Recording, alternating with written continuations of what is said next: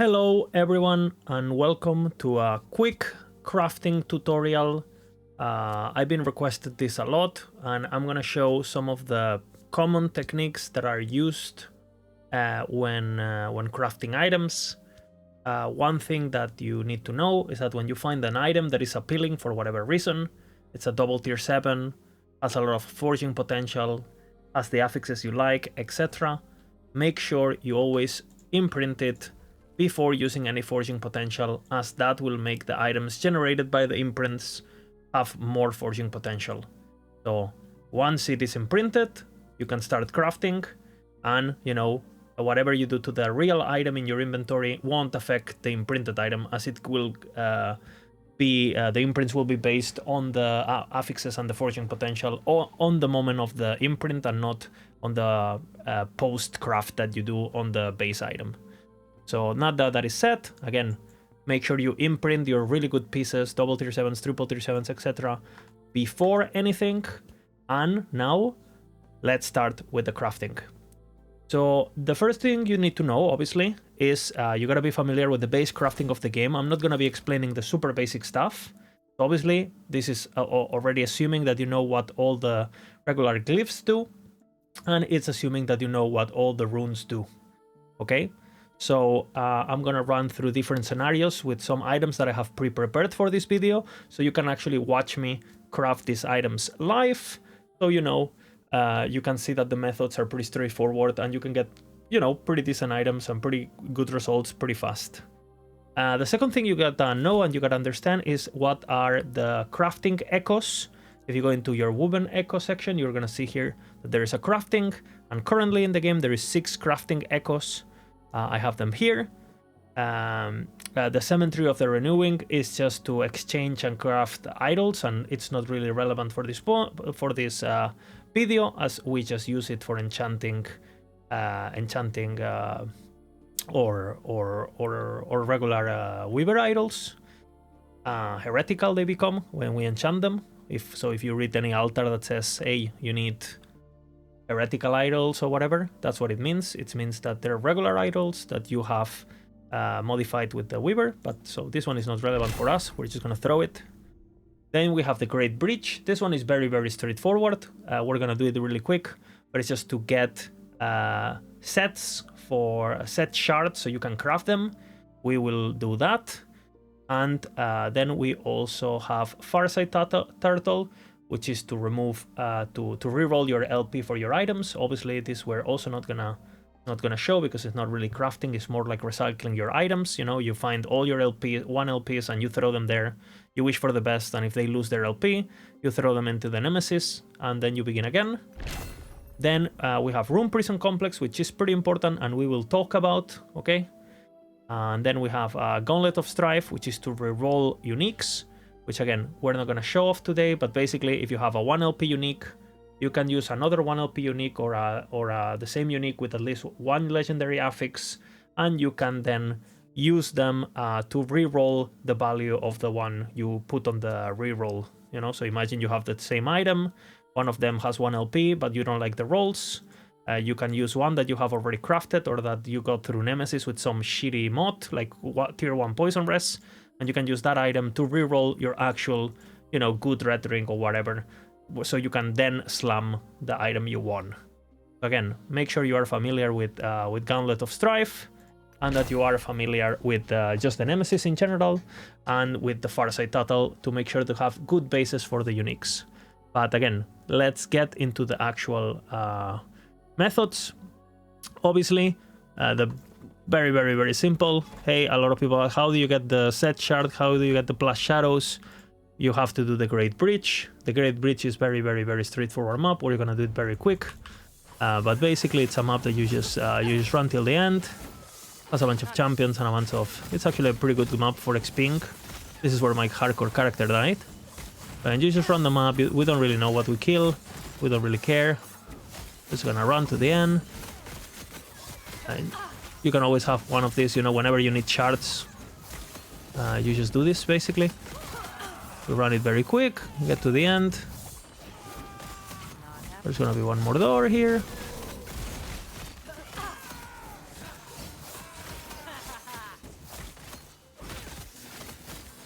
Okay, now we will get finally to the last boss.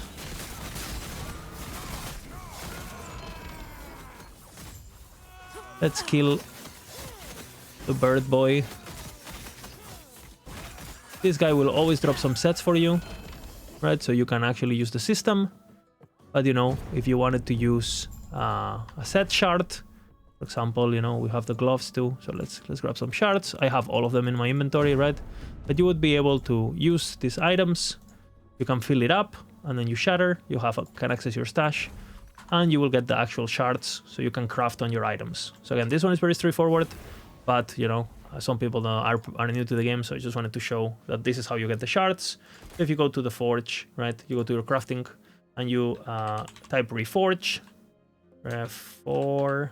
All of these are shard affixes that you can get just by doing this method, okay? So again, you can use that thing 3 times. I have a lot of them in offline and in legacy and stuff. Obviously, you don't need as many. 1 is enough, okay? So, okay, the second thing that you need to understand also is Farsight Turtle. We already talked about this method. We're just gonna run it really quick so you guys can see how it works.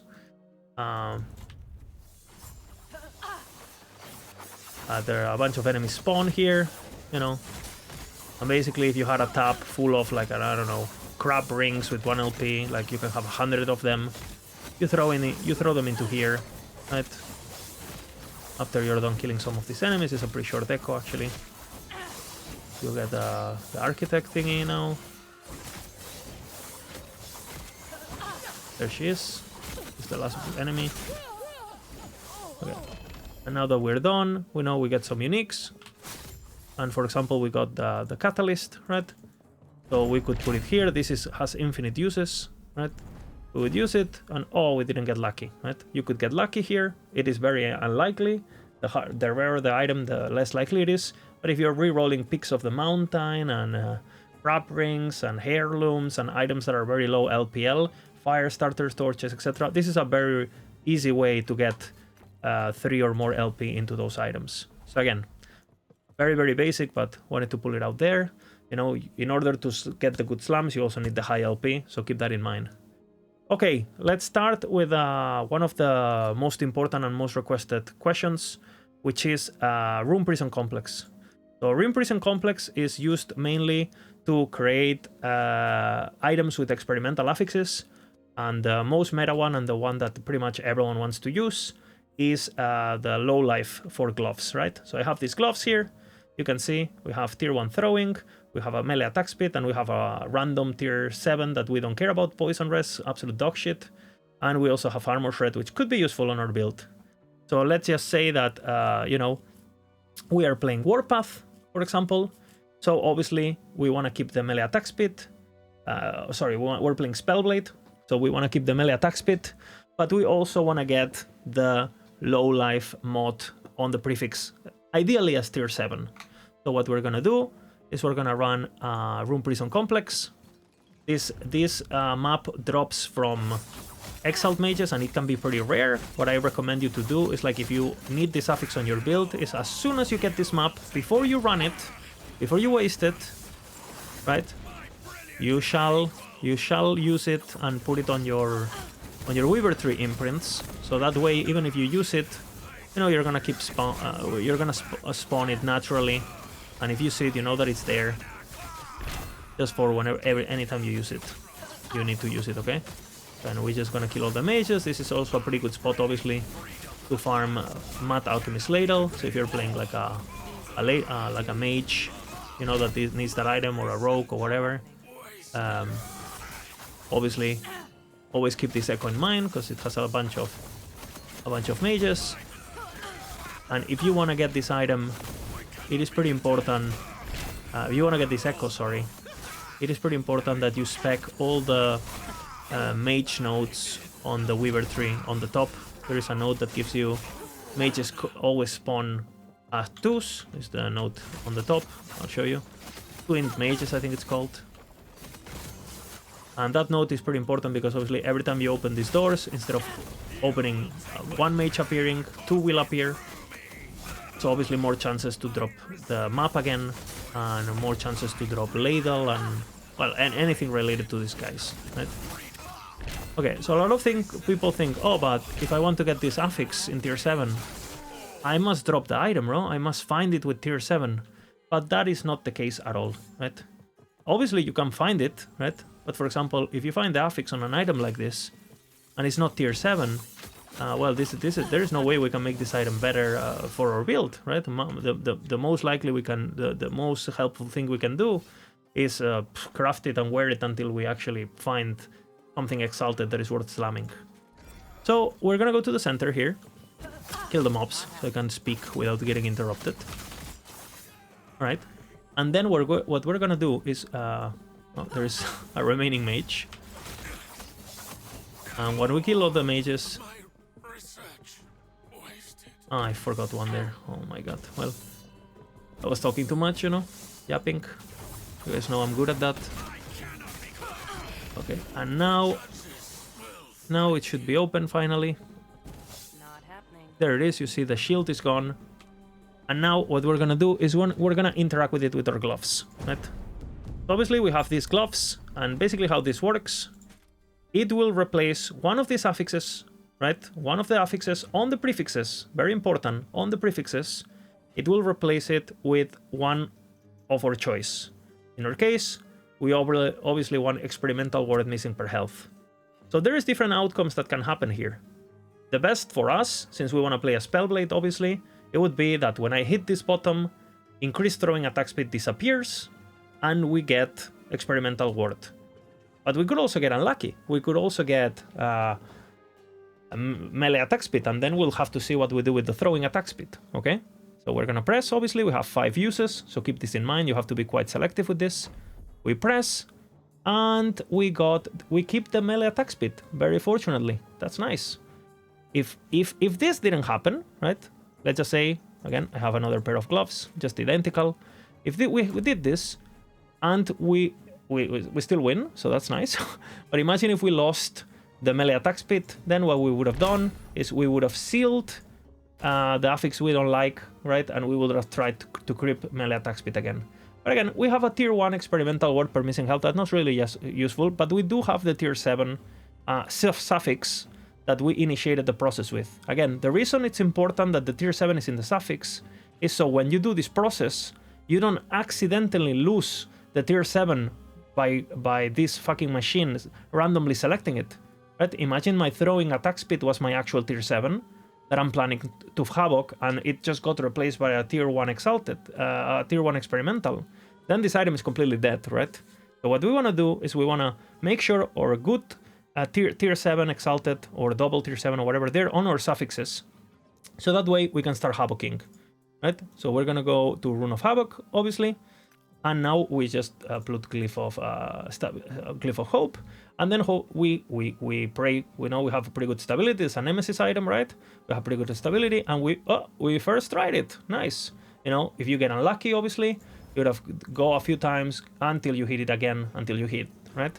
Again, if you miss, you get another pair of gloves and you try it again. I recommend coming here with a couple of attempts, so you don't put all your eggs in one basket. At the end of the day, all you need is any glove with a random tier 7 suffix. So I highly recommend when you're making your filters, right? For example, if you want to see the filter I raced with in Empowered, for example, you will see I have runes for Havocing, right? For example, here I show any relic with a tier 7. Why? Because I can craft tier 1 Judgment, Havoc, boom, now I have my tier 7 Judgment. So you don't need to actually wait to drop the affix you want. Pay attention to what is easy for you to Havoc, what has value, you know, attribute swapping. Hey, you know what? I know my character needs attunement, so I'm gonna filter for every affix, you know, that is not attunement, so I can easily turn it into attunement with Orden's Watch, which we will do later. Okay, let's get back to our gloves. Now that we have these gloves, obviously they're not finished, because we still have an affix that we don't like. So we have 2 choices here. We could have keep doing this, yeah? But I'm playing Fire Aura. Armor Shred is pretty useless for me. So now what you can do is you can just use your Glyph of Despair to make sure it hits out of the pool. And now we could craft, for example, Hybrid Health, right? we have private health, and now, since we have a bit of fortune potential left, we want to make sure we pay attention to the rolls. So we rolled 21 out of 3. That is maximum roll.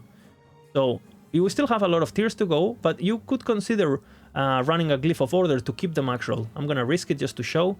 Okay, we rolled 4, and you see that because we used a Glyph of Hope, we actually kept the max rolled hybrid HP. We're going to risk it again.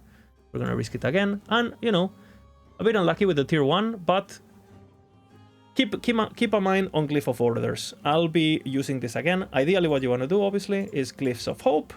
And then on the last roll, if the roll is worth it, then you do Glyph of Order on the last roll only. So, you know, if the tier 4 of this was a really low roll, then you roll normally, right?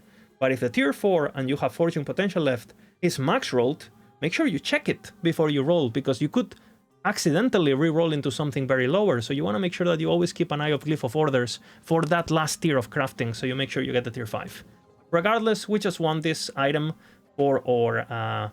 If we only wanted this item for tier 7 missing health on our Frostbite Shackles, for example, which is an item that realistically is going to be pretty hard to get with more than 2 LP, and you know, I would have probably advised you to actually use Rune of Refinement here. Right? Use Rune of Refinement, so that way you can make sure that the experimental word, which is we're gonna guarantee the slam with Tearful Jura, right, on Frostbite Shackles, we could just make sure that we roll a 20 instead of an 18. Okay. Again, depending on the item that you're rolling, you're gonna prioritize different things. Oh, but I have if you have like a tier 3 or tier 2 Boulder Fist, for example, like the ones in this build, hey, maybe, you know, I rather have the 3 affixes at tier 5, even if my experimental is 19 instead of 20. That is up to you, and you know, what kind of unique are you slamming. But if you're slamming single tier 7s, obviously, you want to make sure that the tier 7 you're rolling for, in this case experimental, is actually max rolled. So we would have completely avoided all of this bullshit. We would have not sealed the armor shred, because our item only has 1 LP anyway, so why do we care if we have useless affixes? The only affix we care about is experimental, right?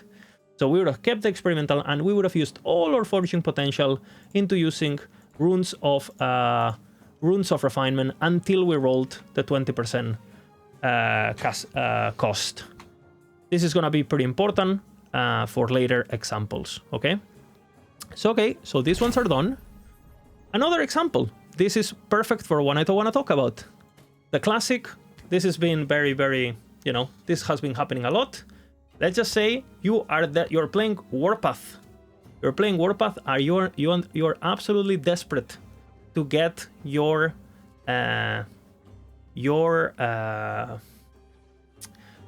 channel cost Primordial. Yeah, a lot of people are struggling with this one, making a lot of questions. This is how you do it. You drop an item, again, with any tier 7, doesn't matter what the prefix is. In this case, the armor is pretty useless because I'm having a lot of armor, but you know, it has some value. Then we have mana, which is kind of nice for Warpath and Erasing Strike on these builds. And then we have fucking Bleed, which is absolute dog shit, right? But because we're filtering for any item, any Leonite Helm with a tier 7, we can make something out of this pretty easily, right? Again, we got this item through Nemesis, through High Corruption. Hopefully, you know, it has 40, 50 fortune potential, so we have more room of crafting. If you drop an item like this and you know that it has 30 or 20 potential or whatever, maybe, you know, you wanna go get the channel cost really fast and forget about the other affixes and just use it for the channel cost, and that's it. But in this case, we have a bit of wiggle room, so let's play with it, right? Okay, so the first we want to do, we want to use Rune of Havoc, right? But Rune of Havoc, yeah, requires 4 affixes. So the first thing I'm going to do is I'm actually going to craft Elf here, because this is a good affix for my build, just a tier 1, right? We craft the tier 1, okay, and now we know that this bullshit is horrible for my build, and I want crafting. When you have an item with a tier 7 and at least 3 affixes, so tier 1, tier 1, tier 1, sealing a tier 1 is complete guaranteed, so you cannot miss this. So this is perfect scenario, basically. If it was a tier 2, it would be slightly harder, but it can still happen. So I'm going to show it. This is guaranteed. So now it means we can craft channel cost, right? We craft our channel cost, And now that we have our channel cost, you know what it is? It's Havoc time, you know? Boom, we get unlucky. Boom, we get unlucky. Boom, we get unlucky. Boom, we get unlucky. Unfortunate. Would have to go next, right? We got our shit, we got our thingy. Again, we have 3 affixes, so this is guaranteed, right? Now we craft our channel, because we know we want it, right? Then we craft, oops, channel cost. Channel cost. Then we craft our HP, obviously. We keep it at a tier 1, because we're more interested in the channel cost here. And now, obviously, we're gonna have Havoc again. Now we fucking hit it, finally. So again, this, it rolled to 44, right? So what you can actually do, you can see 44 is almost max rolled, is what you can do is you can actually now use Glyph of Order when using your Rune of Evolution, so the channel tier 7 actually keeps the high roll. So you will see that if I roll this, now it rolled 65 out of 68, because it kept the high roll of the previous affixes, or the previous affix. So now we have a reduced channel cost. Again, on the first one, we got pretty unlucky. On this one, we got pretty lucky. You know, whenever you interact with systems with RNG, you need to keep an open mind. And now you have 2 options. What is important for me? Is it worth crafting something here? Or is it worth going for the HP? Am I playing hardcore? Am I playing softcore? Do I want more damage? Do I don't want damage? Because you have 36 fortune potential, you have different options. You could try to go for a best in slot affix here. For example, an extra mana roll, right?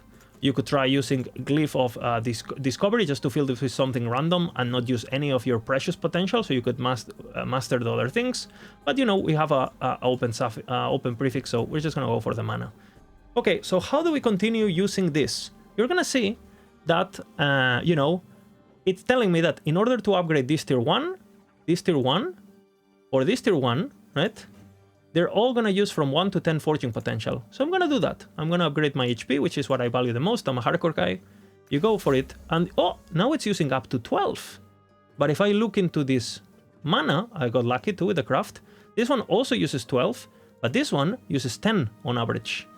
This means that if I want to use the least fortune potential possible, I want to craft on the lower tiers first, because this tier will use more than this tier, you can see. So I'm gonna craft the tier 1 mana instead of the HP, because I still have enough fortune potential to max roll my HP regardless, unless I get very, very, very unlucky. Okay, we roll, and we go back to 12. All of them are gonna cost 12 now, so I'm gonna focus on my HP, because my HP is the most important stat for me. Okay, I go for it, and now it's 18. So I know that if I 18, and then I 18 again, I'm still gonna max the HP. And I see that here, this is minus 12, and this maximum will be minus 18, which means is even if I get maximum, I need to get maximum unlucky to not be able to max my HP. So I'm gonna roll the mana. Okay, it only uses 1, obviously. This one uses 18, but this one uses 12. So we're gonna use the tier 2 now. Right? You're getting where this is going, yeah? Now we're going back to HP, which is our most valuable affix. We got 17, pretty lucky, and we know this uses 24. Now we have different options here. You know, okay, what did my HP roll? It rolled 9, which is a high roll, but you know, it's from 8 to 9, so we don't know how high it rolled, so this is risky. Do we lose Glyph of Order, or do we keep going? We know this is 24, so we could completely lose the item, but we know this one is 1 to 18, so unless we max roll this, which is weighted towards the center, we're gonna have another craft, so we're gonna go for it. And we got lucky, so we're gonna do it again on the other tier 3. And we got pretty lucky. Obviously now, our priority is to finish our HP, and since it's a max roll, and I care about it, I'm actually gonna roll Glyph of Order. I got Glyph of Order, and I actually max rolled my HP. Right? Why? Because I knew it was a 9%, so the chances of being at least 11 or 12 are very high, right? And now, we can finish our mana, for example, let's see. This is 7%, we don't know what the roll is, but we know that the prefix, flat mana, is horrible. 26 is minimum roll. So here we don't want to use Glyph of Order, we actually want to use Glyph of Hope, because we want this mana to reroll into something better. We use it, and it rolled 42, which is slightly higher roll. And that way, we just made an item that is pretty much very close to best in slot, with a base that basically was really nothing like this, right? The only thing that it had was the armor and the flat mana, and everything else we made appear. The way you get items like this with high fortune potential is through Nemesis. So again, Go Nemesis, do Nemesis Towers, Nemesis Towers, Nemesis Towers, until you find the Leonite Helm. You find the Leonite Helm with like a shit ton of forging potential and 2 LP or what, or 2 tier 7s, 1 tier 7, whatever it is, but it needs to have high forging potential. And then you put it on your imprints, and then every time it drops, which is not gonna be super likely because this has been nerfed, you do this process that I just showed you. And that way, you get your item, okay? So that way, you get your channel helmet, and you know, early on, you can use this on the wrong base. It doesn't really matter, okay? If the item had worse forging potential than what we originally had, let's just say you started only with 30, you know, I would maybe just max the HP and leave the manas at low tier. It's not a big deal, you know? Like, is the build gonna be worse because you lack 20 mana? No, okay? So focus on the stats that are important, and if you get extra, hey, absolutely based, you know? But the only thing that we need to be functional, to be honest, is half the HP, half the channel cost, and you know this physical penetration is completely wasted, but we got the item we needed to play our build, and that's what matters, okay? Very important. Okay, let's keep talking about things. So now we have an item like this. Oh, now we have an item that has movement speed and has dexterity.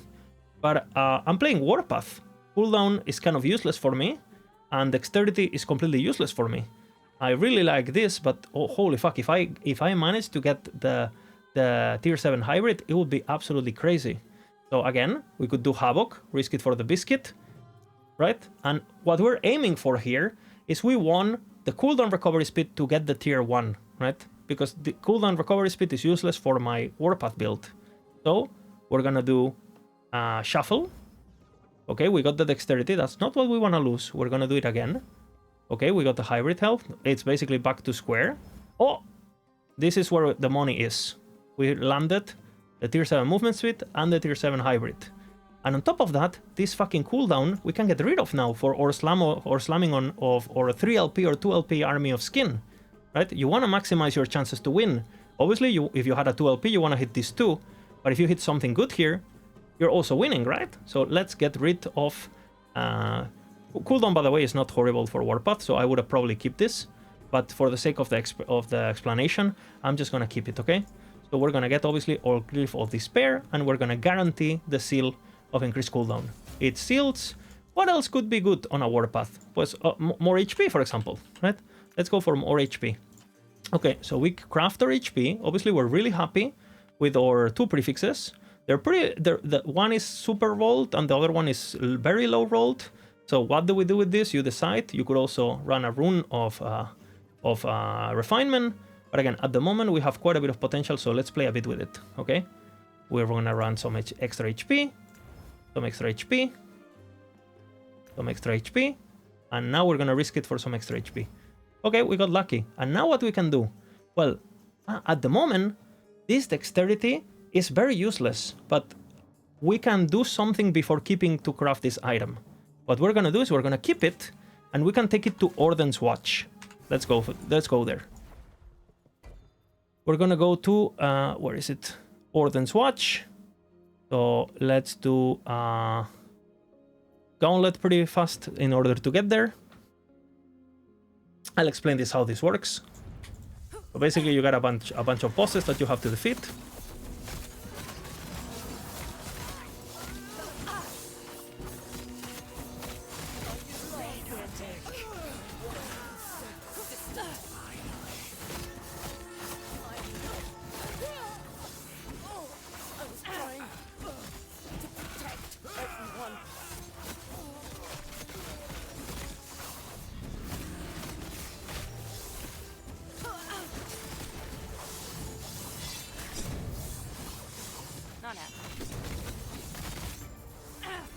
Okay, and now you could interact with the system. It drops uniques.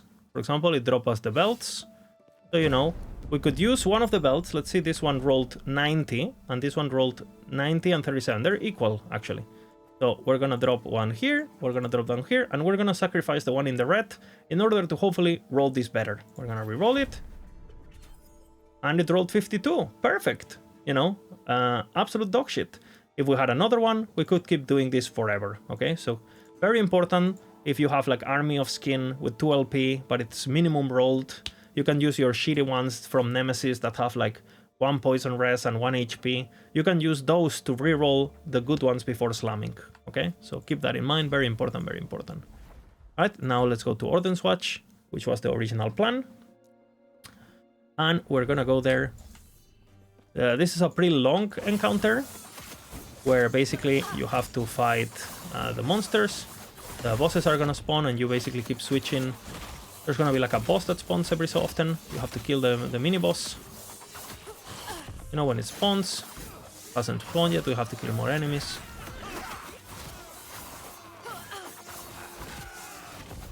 There he is.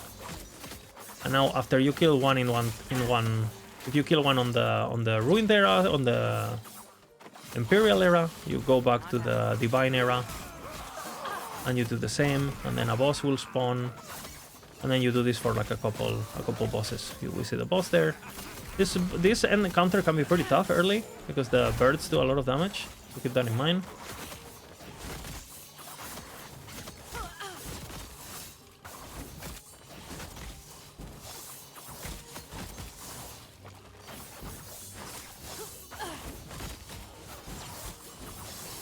There's the boss.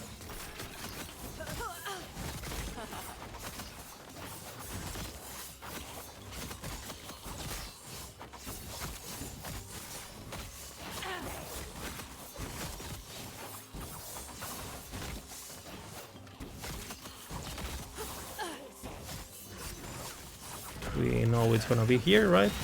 We gotta kill one on each zone.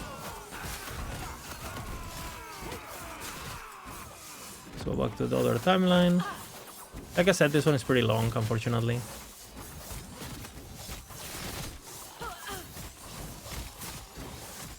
Go to the other zone once again.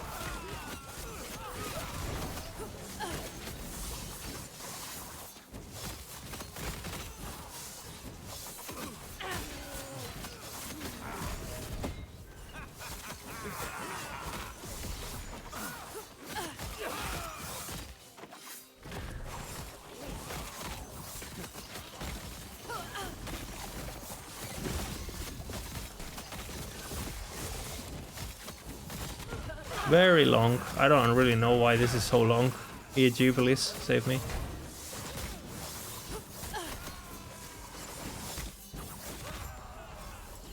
Okay, and we did it.